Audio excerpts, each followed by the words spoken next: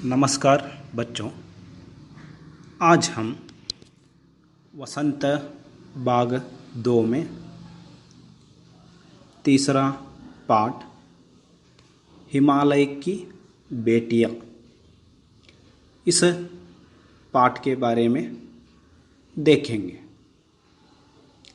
बच्चों, इस पाठ के लेखक हैं श्री वैद्यनाथ मिश्र नागार्जुन।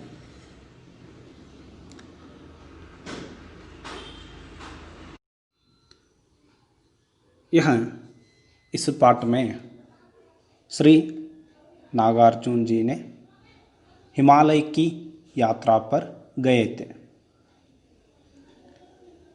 तब की अपने अनुभवों को इस पाठ में निबंध के रूप में दिए गए हैं। तो बच्चों, पाठ देखते जाइए। अभी तक मैंने उन्हें दूर से देखा था, बड़ी गंभीर, शांत, अपने आप में खोई हुई लगती थी। संभ्रांत महिला की भांति वे प्रतीत होती थी। उनके प्रति मेरे दिल में आदर और श्रद्धा के भाव थे। माँ और दादी, मौसी और मामी की गोद की तरह उनकी धारा में डुबकियाँ लगाया करता। यह लेखक नागार्जुन जी ने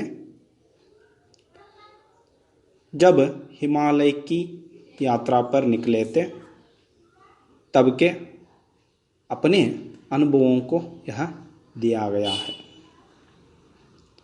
लेखक ने अब तक हिमालय से बहने वाले नदियों को सिर्फ मैदानों के प्रदेशों में, यानी विशाल रूप से बहने वाली नदियों को वह देखे थे, मगर आज हिमालय में जो इन नदियों का उगम स्थान है, यानी जहाँ से वो जन्म लेकर बहते हैं नदियाँ, वहाँ देखकर वह हैरान हो जाते हैं। अब तक समझ चुके थे कि बड़ी गंभीर, शांत, अपने आप में खोई हुई लगती थी, यानी गंभीर यानी शांत रूप से अपने आप में खोई हुई लगती थी। संभ्रांत यानी एक शिष्ट महिला की भांति वे प्रतीत होती थी। यानी अब तक जो लेखक ने वह विशाल रूप से बहने वाले नदियों को देखे थे, तब उनके मन में वह एक संभ्रांत महिला की भांति वह अपने आप में भावना जगा चुके थे। वह समझते थे वो नदियाँ जो है एक माँ की तरह, और दादी, मौसी और मामी की गोद में जो बच्चा वह खेलता है, उसी तरह उन नदियों में लेखक डुबकियाँ लगाया करते थे। आगे देखिए। परंतु इस बार जब मैं हिमालय के कंधे पर चढ़ा तो वे कुछ और रूप में सामने थी। यानी इस बार लेखक ने हिमालय की यात्रा पर निकल पड़े थे, तब हिमालय के कंधे पर यानी ऊपर चढ़ चुके थे। तब वह हैरान हो गए, मैं हैरान था कि यही दुबली पतली गंगा, यही यमुना, यही सतलज समतल मैदानों में उतरकर विशाल कैसे हो जाती है। यानी नदियाँ जो उगम स्थान से बहती रहती है, तब वह उगम स्थान जो है वहाँ से निकलने वाली नदियाँ छोटे छोटे झरनों के रूप में बहते रहते हैं।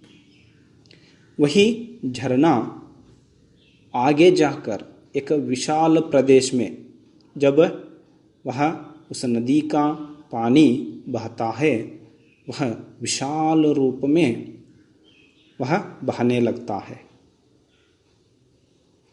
उदाहरण के लिए पानी को हम जब एक छोटे कटोरे में भरे तो क्या होता है, वो जो कटोरा रहता है उसी रूप में वह पानी भर जाता है। वही पानी को एक बड़ा सा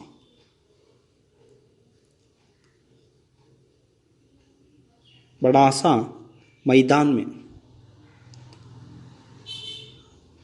छोड़े तो क्या होता है, विशाल रूप में वह पानी बहने लगती है। यही इस तरह यहाँ भी क्या हुआ है, अब तक लेखक जी ने सिर्फ विशाल रूप से बहने वाले नदियों को देखे थे वही मैदानों में, मगर आज क्या हुआ है, उन नदियों का जो उगम स्थान है वहाँ पहुँच चुके हैं। वहाँ देखने पर वह चकित हो जाते हैं, क्योंकि विशाल प्रदेश में बहने वाले, बड़ी रूप से बहने वाली वो नदियाँ अब सिर्फ एक झरन की तरह दुबली पतली वह बह रहे हैं। और भी कुछ नदियाँ हैं जैसे गंगा, यमुना, सतलज आदि, जो वहाँ से उगम होकर बहकर एक मैदान प्रदेश में बहते बहते विशाल रूप वह धारण कर जाते हैं। इसलिए वह लेखक आश्चर्य से वह देख रहे हैं। वह आश्चर्य से कह रहे हैं कि यही दुबली पतली जो नदियाँ बहती है समतल मैदानों में उतरकर कैसे वह विशाल रूप में बहने लगती है। और वह सोच में पड़ जाते हैं।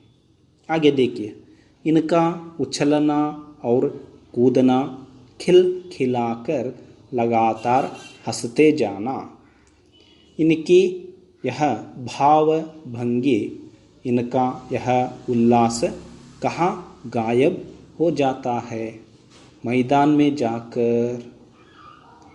वहाँ इनके मन में प्रश्न उठता है कि एक छोटी बच्ची की तरह ये नदियाँ अपने उगम स्थान से खिलखिलाते हुए वह बह बह कर चट्टानों में से कूद कर वह निकल जाते हैं,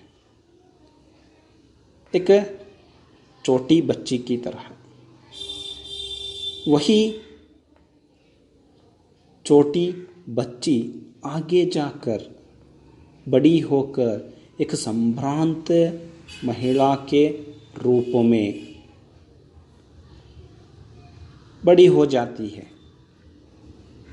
वह सोच में पड़ जाते हैं कि खिलखिलाकर लगातार हंसते वह बहता हुआ नदी के जो भावभंगी है, इनका बहने वाली जो उल्लास है, जब मैदानों में आकर वह शांत रूप में बहने लगते हैं, तो ये सभी उल्लास कहाँ गायब हो चुके।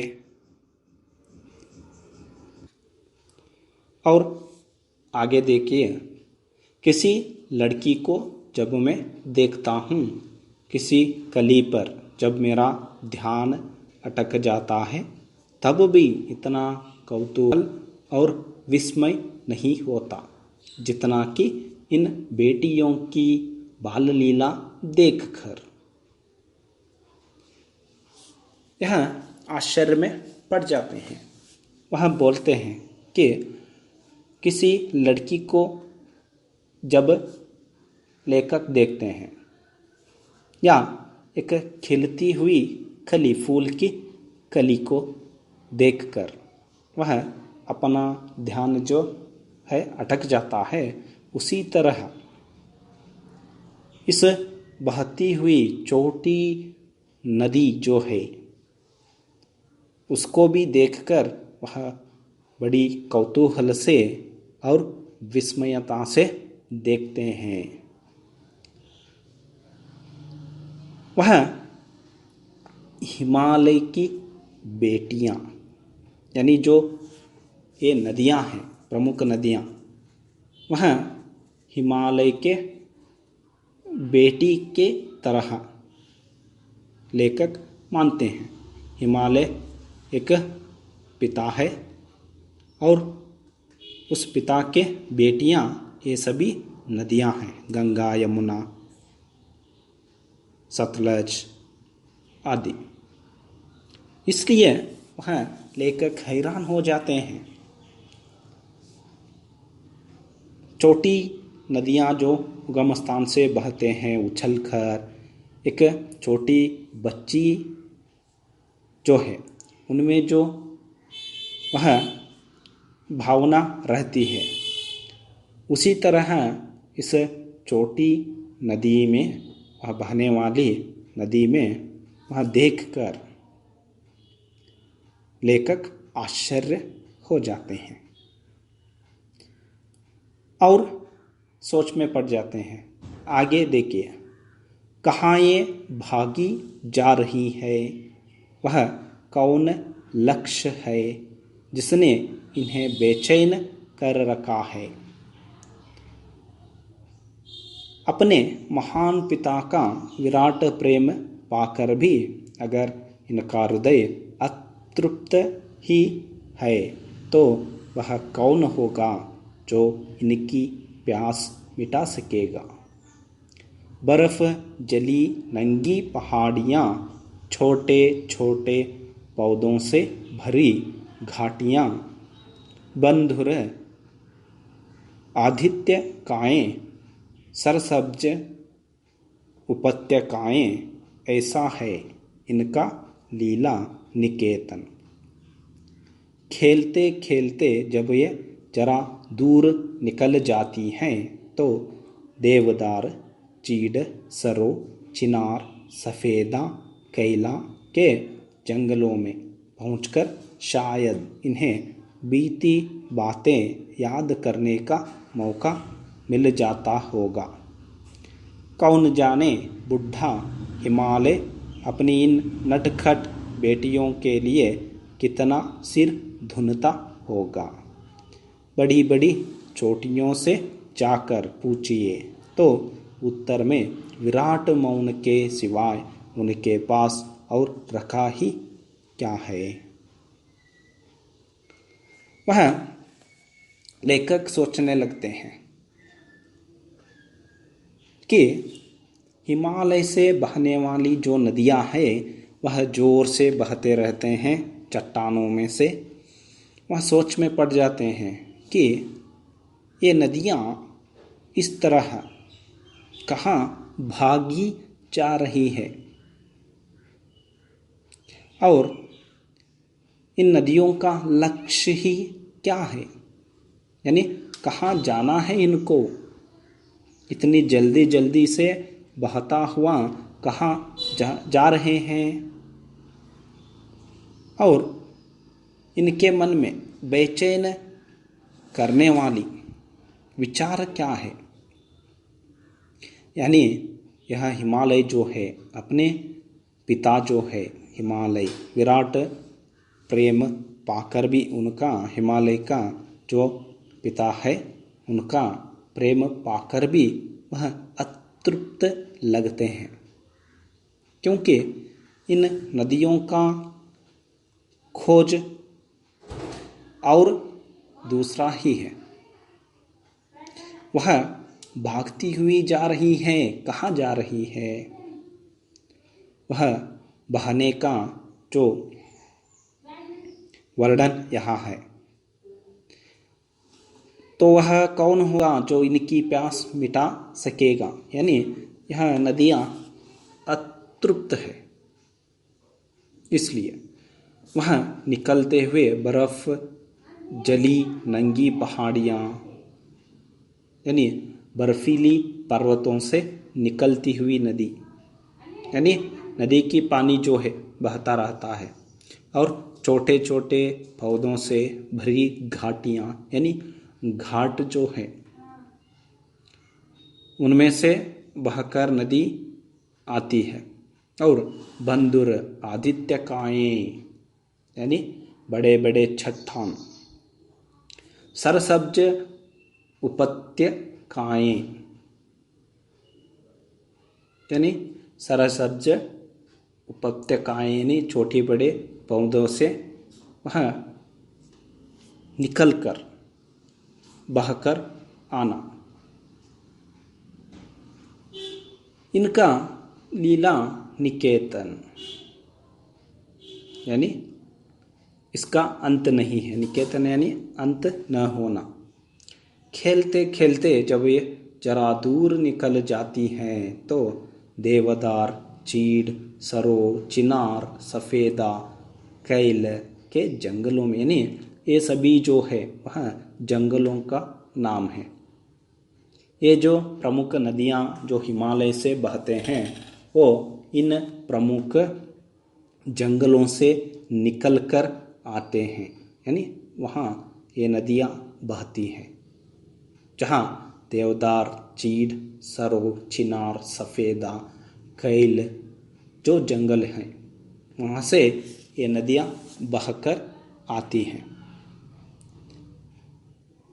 वह सोचते हैं जब यहाँ हिमालय से बहकर आते हैं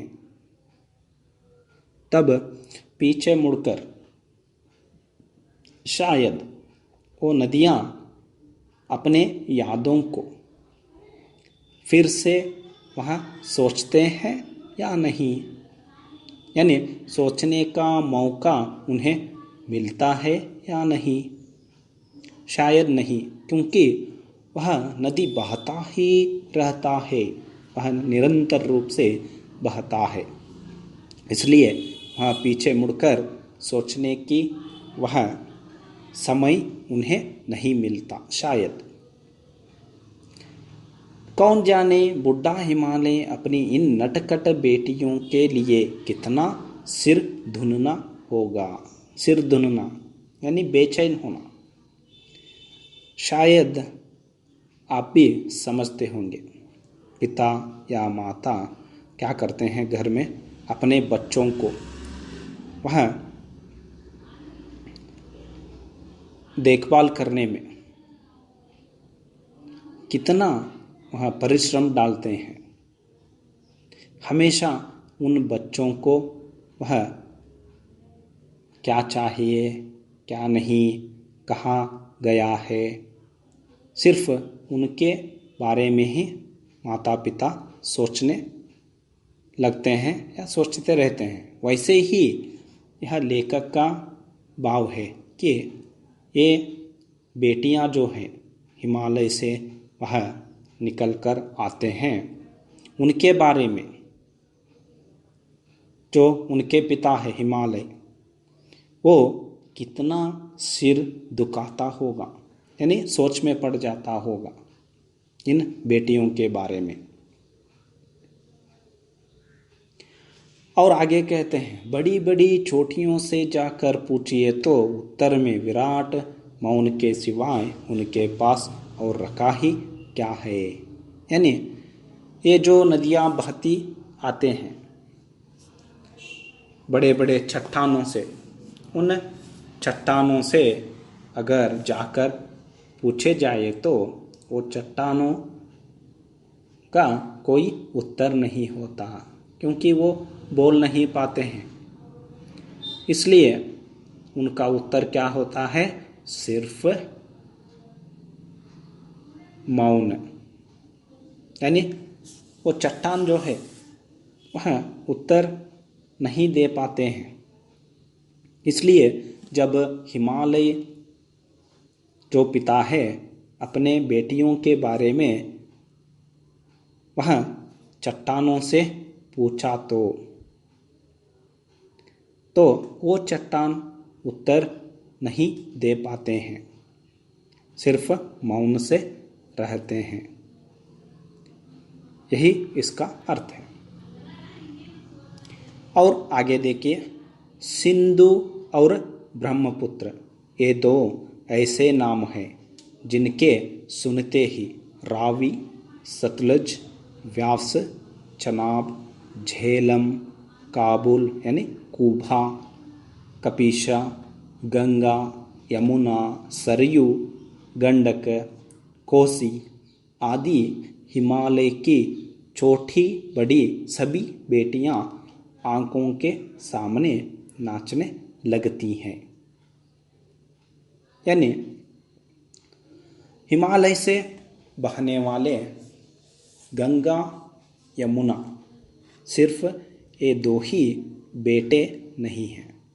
इनके सिवाय और भी कुछ नदियां हैं जो हिमालय से बहते हैं। सिंधु, ब्रह्मपुत्र ये दो ऐसे नाम हैं जिनके सुनते ही बाकी के नदियां जो हैं यानी इनके उप नदी कहलाते हैं, जैसे रावी, सतलज, व्यास, चनाब, झेलम, काबुल, कपीशा, सरयू, गंडक, कोसी आदि हिमालय की छोटी बड़ी ये सभी क्या हैं? ये नदियां जो हैं वह हिमालय की बेटियां हैं। वास्तव में सिंधु और ब्रह्मपुत्र स्वयं कुछ नहीं है। यानी यह सिंधु और ब्रह्मपुत्र जो नदियां हैं इनका महत्व यह समझाया गया है।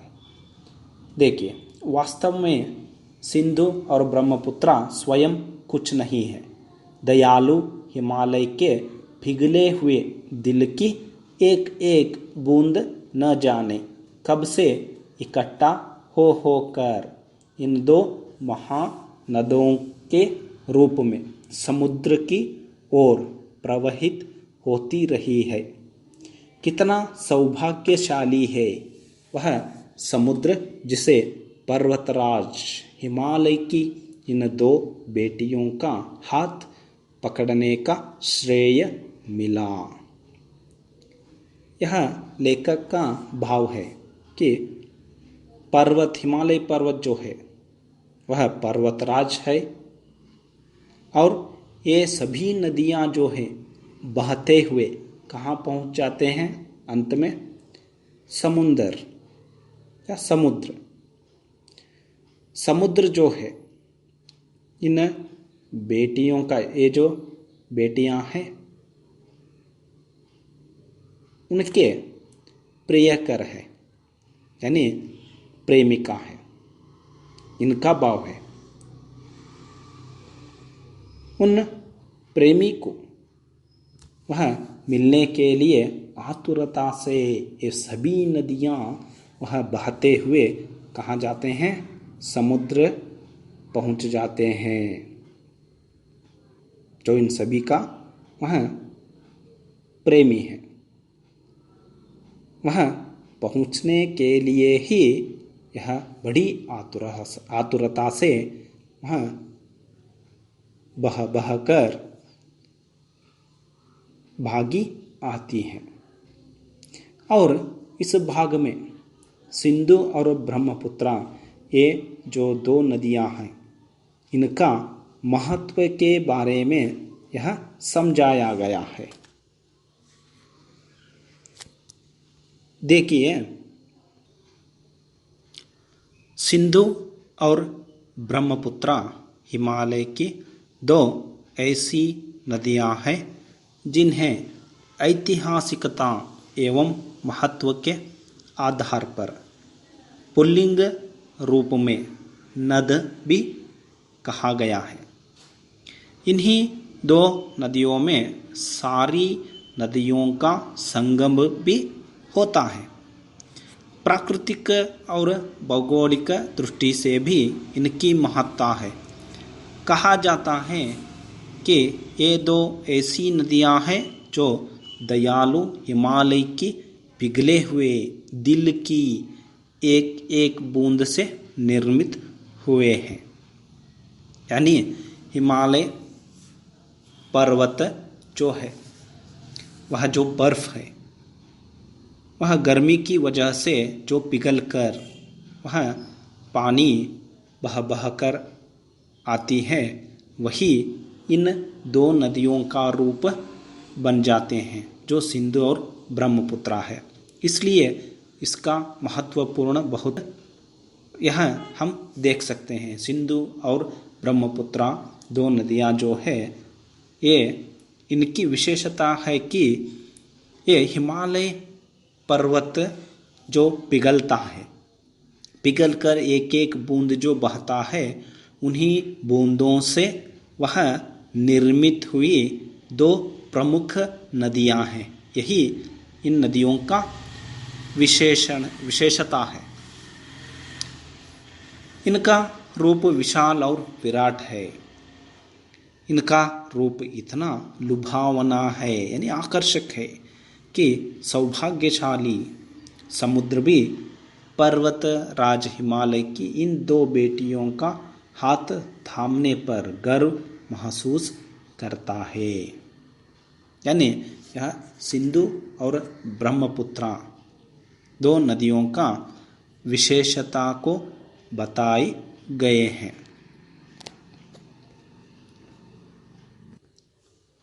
तो बच्चों, आज की इस कक्षा में इतना काफ़ी लगता है। आगे के कक्षा में हम बाकी का जो पाठ है उसको हम आगे की कक्षा में देखते जाएंगे। तब तक के लिए आप सभी को नमस्कार और आप सभी को धन्यवाद।